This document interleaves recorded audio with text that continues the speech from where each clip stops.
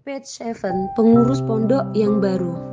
Saat usia manusia bertambah, di saat bersamaan kekuatannya akan semakin menurun. Sama seperti yang dirasakan Pak Yasin. Bapak kesayangan Ayla itu mulai merasa kewalahan saat harus menjalankan tugas mengawasi para santri putra yang tinggal di lantai 3. Makin hari kakinya makin lemah saat harus meniti satu persatu anak tangga. Lantas apa yang pantas dibanggakan dari seorang manusia? Awalnya Pak Yasin menyangkal, ia yakin kalau dirinya masih kuat. Namun kenyataannya tidak. Bahkan Pak Yasin harus mencari seorang pemuda yang bisa membantunya mengurus pondok.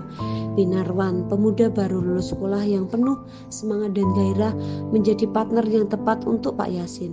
Pemuda energik itu mampu membuat suasana hidup karena kekonyolannya, namun juga bisa membuat para santri bungkam dengan segala peraturannya. Siapa sangka pemuda baru lulus sekolah sepertinya bisa menjalankan tugas dari Pak Yasin dengan baik. Jam 7 pagi adalah waktu yang ideal untuk sarapan. Ayla yang sudah berkutat di dapur selepas subuh tadi tersenyum bangga akan hasil masakannya. Memang Ayla tuh serba bisa. Pujinya kepada diri sendiri. Ayam kecap dan tumis kangkung jadi menu utama sarapan pagi ini. Tangannya bergerak cekatan mempersiapkan semua peralatan makan. Makin hari Ayla makin terlihat makin bahagia, tak ada alasan lagi untuknya bersedih. Bangun pagi, belanja ke pasar, masak untuk sarapan, membantu Rati mengurus pondok dan sedikit meluangkan waktu untuk menjalankan hobi menulisnya. Sudah sangat cukup untuk membuat Ayla bahagia menjalani harinya. Senyum seolah tak pernah lepas dari wajah Ayunya. Bahkan bibirnya menyenandungkan sebuah lagu, entah lagunya siapa. Ayla hanya asal menyanyikan saja. Biarkan saja, yang penting Ayla bahagia. Sip. Nasi, piring, sayur, gelas, sendok, air. Dirinya mengabsen satu persatu penghuni meja makan, memastikan tak ada yang terlewat. Bagus, Ayla, kamu memang hebat. Tak ada salahnya bukan memuji diri sendiri sebagai bentuk terima kasih kepada diri sendiri karena sudah berhasil menyelesaikan sesuatu. Namun akan salah kalau seseorang terus-terusan memuji dirinya. Jadi Ayla harus berhenti memuji dirinya dan lebih baik segera bergegas memanggil bapak dan ibunya untuk sarapan. Mana Rati, Bu? Rati lagi dapat tugas dari bapak.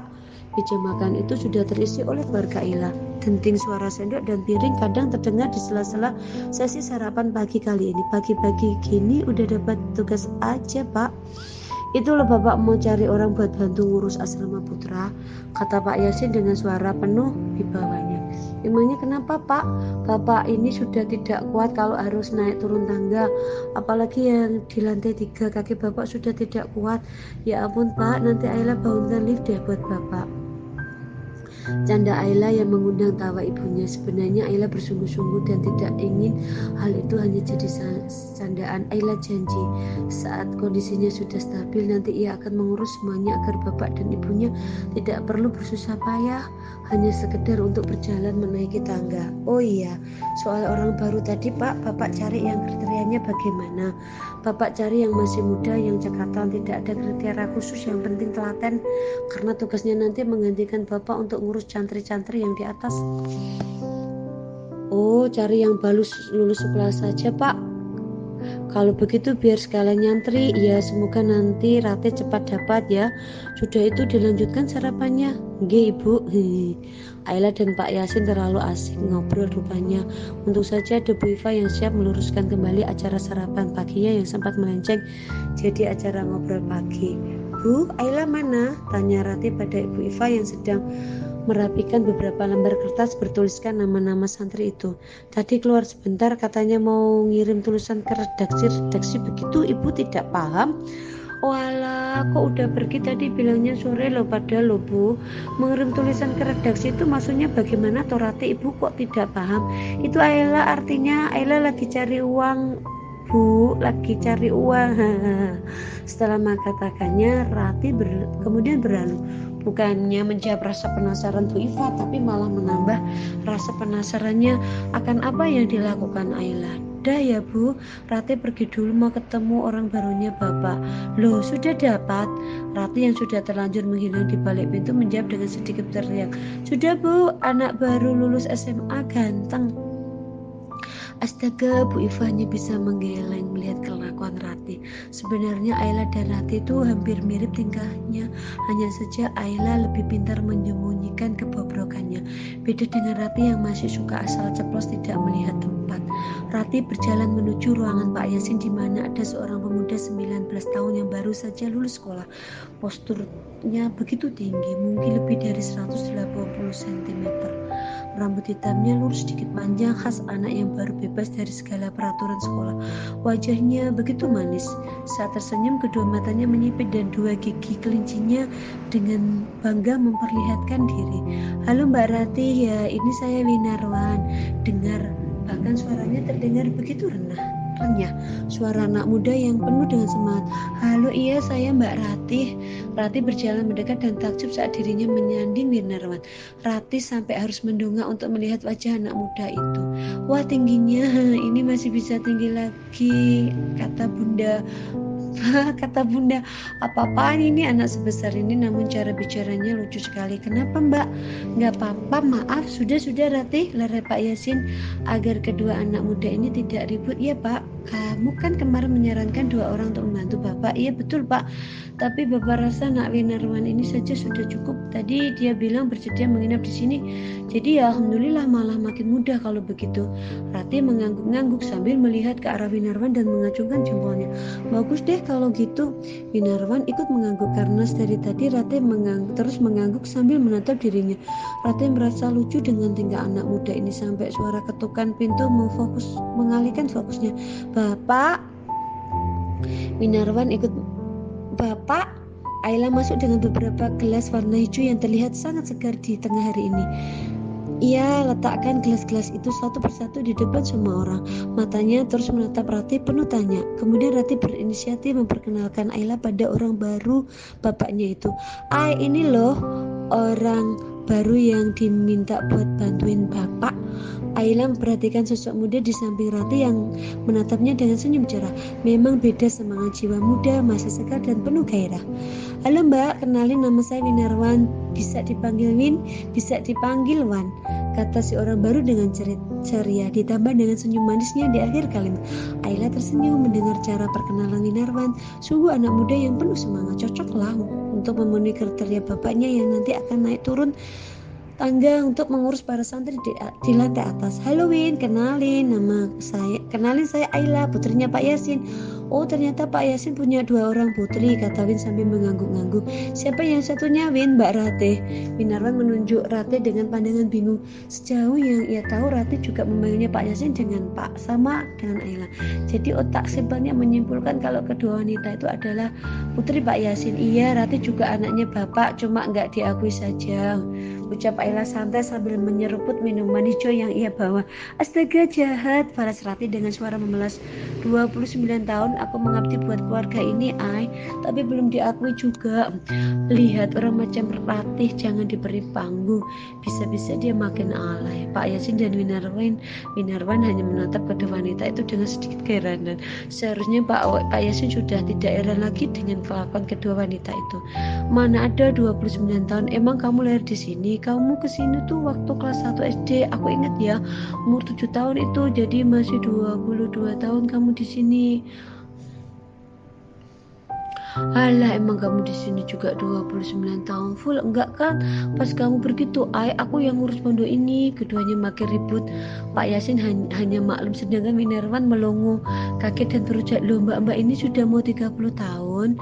Sebuah fakta telah Winarwan ucapkan, fakta yang seharusnya diketahui oleh siapapun, namun belum tentu bisa diterima oleh siapapun. Fakta bahwa usia Ayla dan Ratih sudah menginjak kepala 3 telah diucapkan dengan lantang oleh Winarwan, membuat kedua wanita itu terdiam.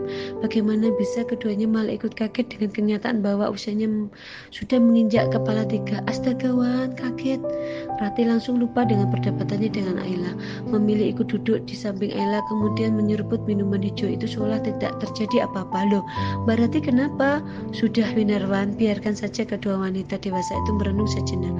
Merenungi usianya yang kian bertambah. Tak ada yang salah dengan bertambahnya usia. Hanya saja rasanya aneh saat usia bertambah namun tak ada satupun kelebihan yang ikut bertambah."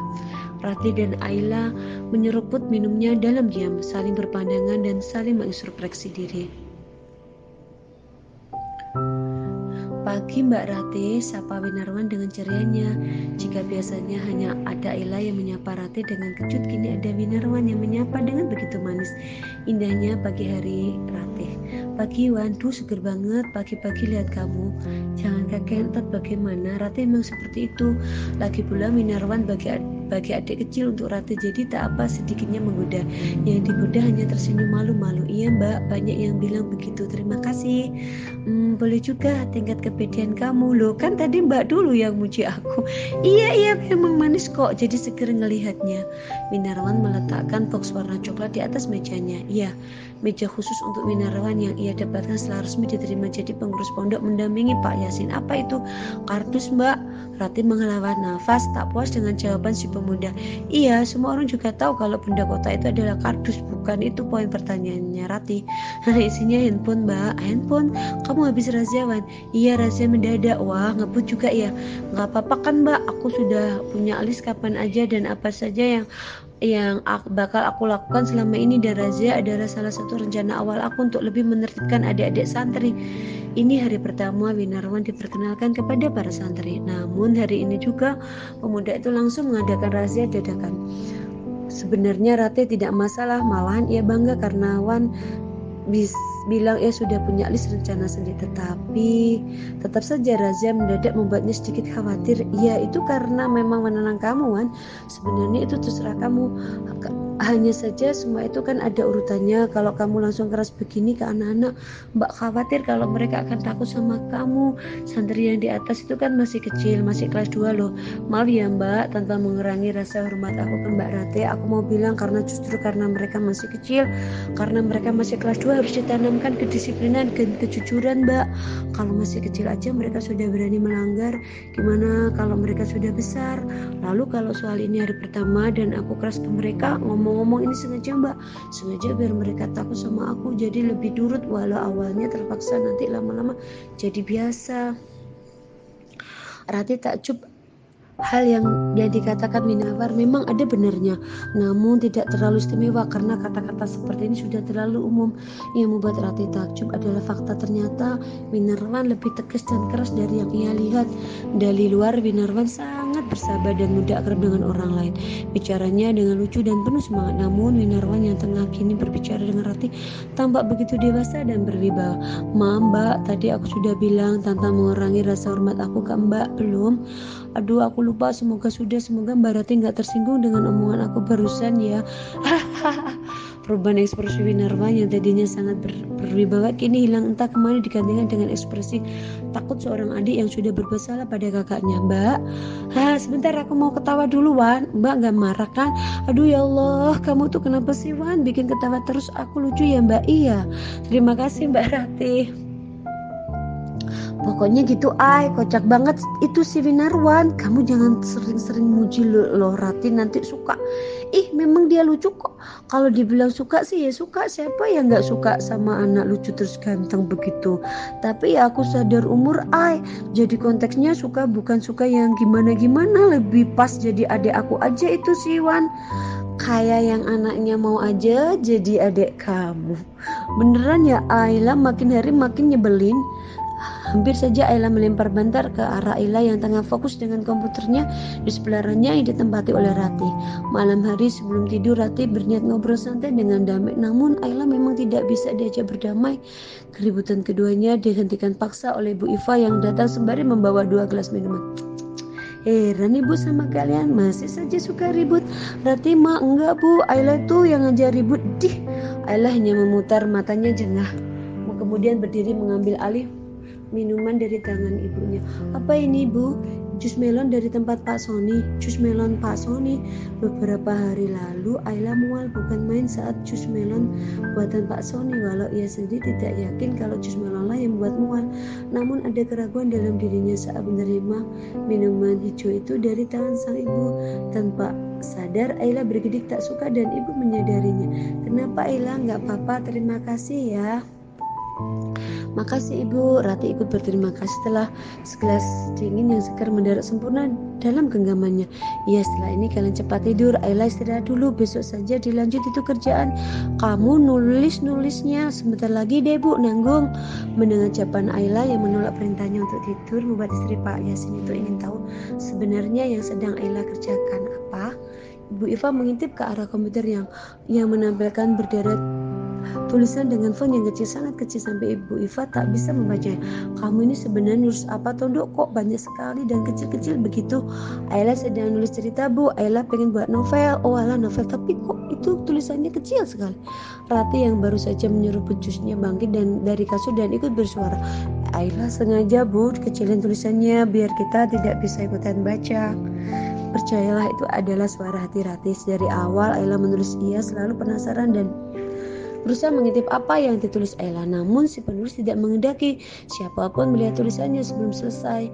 Karena bagi Ayla menulis sama halnya dengan berproses. Tidak semua orang harus tahu prosesnya, tapi semua orang boleh menikmati hasilnya. Berproses itu bukan hal yang mudah. Jadi Ayla saja menjalaninya. Setelah prosesnya baru proses selesainya baru orang lain boleh menikmati hasilnya. Iya, karena novel ini nanti bakal dicetak, jadi kamu gak bisa baca sembarangan, harus beli bukunya dulu. Kalau baca duluan namanya spoiler. Singkatnya Ayla pelit.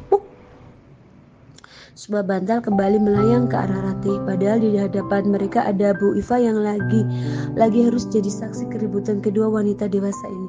Walah, kok malah ribut lagi? Sudah Ndok, kayak anak kecil kalian itu. Sudah Ibu, keluar dulu. Bu Iva keluar dari kamar Ayla.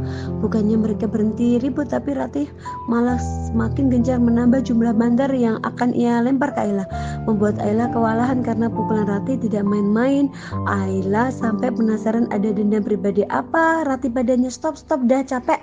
Enggak aku masih belum puas, kata Ratih disertai tumpukan bantal pada Ayla. Pertahanan Ayla mulai melemah karena serangan membabi buta dari arah lawan. Ayla oleng dan dirinya hilang keseimbangan dan berakhir menggelepar di atas kasur. Untung saja tepat di atas kasur, bukan di atas lantai yang keras. 5 detik, 10 detik tak ada pergerakan dari Ayla, membuat Ratih yang sudah pasang ancang-ancang mulai panik. Ay bangun, tak ada jawaban dari yang diajak bicara. Ayla hanya menggelengkan kepala sambil menjebakkan mata. Melihat ini sebuah peluang, Ratih sudah mengangkat bantal tinggi-tinggi dan siap menghempaskan benda empuk ke arah Ayla sebelum ia menyadari sesuatu. Napas Ayla tidak teratur dan wajahnya yang merangis kesakitan membuat Ratih sadar kalau ini bukan candaan. Seketika Ratih panik, merasa bodoh atas apa yang sudah ia lakukan hingga membuat sahabatnya kesakitan begini. Sakit ya, maaf ya. Ayla hanya menggeleng dan rasa kesakitan itu masih ada di wajah ini. Yuk bangun dulu, minum. Ayla mengangkat tubuh Ayla agar ia duduk. Ayla menurut dan bersandar pada ujung ranjangnya. Ia menerima segelas jus melon yang diberikan Ratih. Ayla meminum jus melon itu, sedangkan Ratih memperhatikan dengan saksama, berharap keadaan Ayla akan membaik setelah minum. Diberi oke bagus, sedikit lagi, udah nanti lagi. Kamu kenapa sih sakit? Masa gitu aja sakit? Nggak tahu, tiba-tiba pusing. Perasaan tadi baik-baik aja. Iya, namanya juga tiba-tiba, sering pusing tiba-tiba kayak tadi. Garis ringan di depan komputer kali kamu. Masa iya aku ngadep komputer sebentar, padahal pas malam gini aja terus kena perkataan Ratih terhenti saat Ayla tiba-tiba muntah di atas kasurnya. Ayla segera berlari menuju kamar mandi karena tidak ingin kondisi kasurnya makin parah, meninggalkan Ratih yang cengok, kebingungan dengan segala pemikiran yang ada di kepalanya.